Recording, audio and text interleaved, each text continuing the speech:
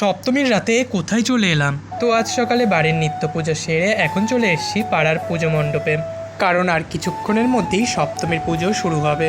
সপ্তমীর পুজোর পুষ্পাঞ্জলি দেওয়ার পর এখন আমি রেডি হয়ে চলে যাচ্ছি ফুলিয়া।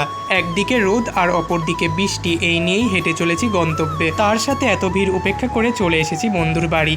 ওদের বাড়ি প্রত্যেক বছর দুর্গাপূজা হয়, আর এই সপরিবারে দুর্গা প্রতিমা ও নিজের হাতে তৈরি করে। এবারে ফুলিয়ার কিছু নাম করা পুজো মণ্ডপগুলি দেখে আসি চলো।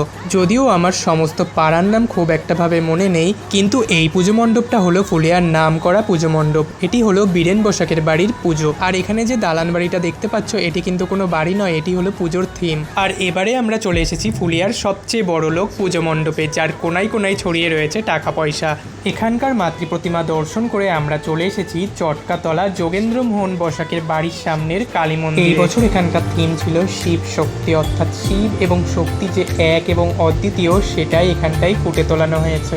আমার সপ্তমীর রাত তো এভাবেই কেটে গেল। আর তোমরা কেমন কাটাচ্ছ পুজো তা আমাকে কমেন্ট বক্সে জানিও।